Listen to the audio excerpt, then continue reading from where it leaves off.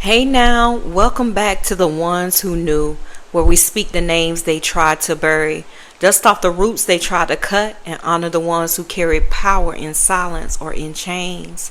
Today we speak on a name you might not find in a museum, but baby spirit don't need permission to be remembered. Her name was Betsy Toledano, a voodoo queen, a hoodoo queen and activist, a daughter of the Congo, and a woman who stood in court in 1850 and refused to bow. Let's talk about the fire they couldn't jail. Hello riders, hello, how are you? And welcome to my channel. This is Lady Vasori, and let's get ready for the ride.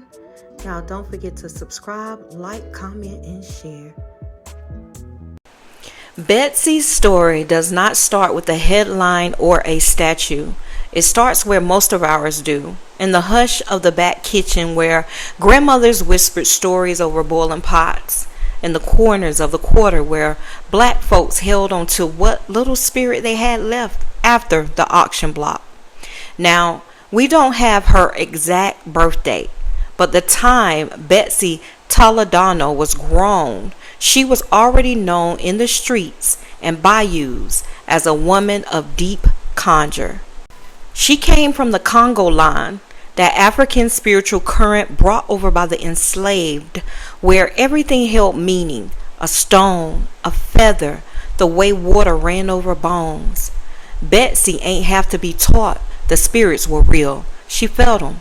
She worked with them. She was likely initiated young through dreams, family rites, or sacred illnesses. The kind of calling that'll rock your body and set your altar ablaze. The kind you don't ask for, but you can't outrun. And in a New Orleans where voodoo was whispered but feared, she didn't hide it. By her womanhood, Betsy was a queen in her own right. Not because somebody crowned her, but because spirit confirmed her. She kept an altar space that most folks never saw, covered in rainbow-colored beads, horsehair, flint stones, wine goblets, and the kind of working tools you don't get at a corner shop. Some say she worked near St. Bernard Street or down in the back corridors of Treme. Wherever it was, the people came to her for healing, for vision, for root.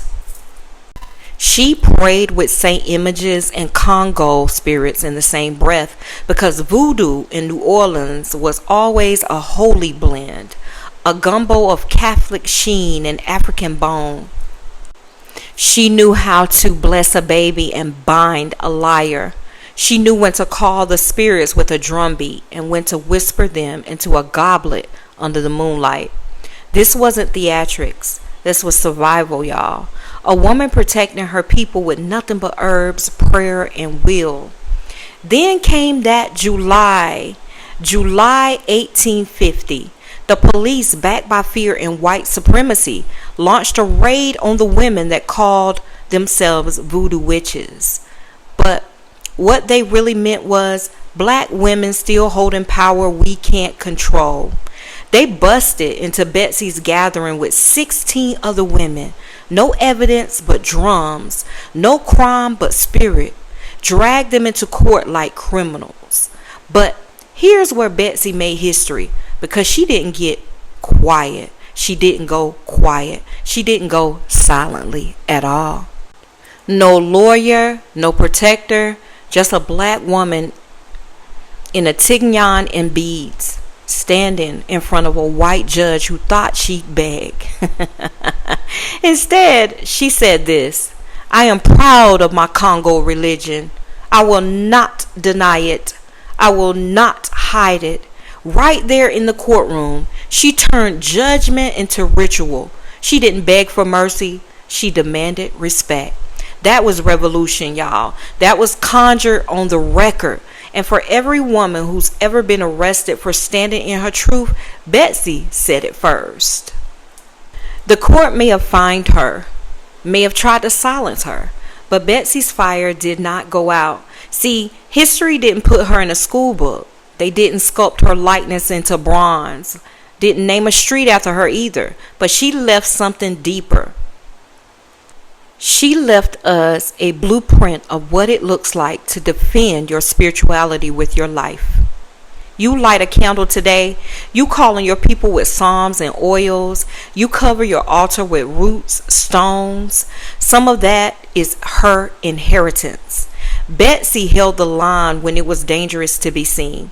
She showed us that belief is not weak, it is bold, it's confrontational, it's ancestral. She didn't just conjure for money, she conjured for freedom. And that makes her one of the ones. And now she walks with us in the root work, in the prayers, and the power we dare to reclaim. This is Lady Vasori, y'all, the ritual lady of the South. And this has been the story of Betsy Toledano. Say her name, pour one for her, and don't forget, they tried to silence her, but Spirit had other plans. I have to say this before leaving this place. We ain't just talking about history today. We're talking about inheritance. Hoodoo was born in the belly of slavery. It ain't no imported system. It ain't no trendy magic. It's ours. Rooted in the pain, the power, and the prayer of black folk who ain't have nothing but spirit and survival on their side. They worked the root with their hands, called down power with their voice, and used what they had: bones, herbs, psalms, and grit. So yes, the real root workers, the ones who birthed and shaped this tradition, they were black. Now, some folks came along later. They tried to write about it, package it, or say they were here to preserve it. But let's be real clear. They didn't birth it, and they sure ain't the reason it still lives. We are. We're going to speak on one of ours today, and today we did. This is the story of Betsy Toledano, Hoodoo queen and activist.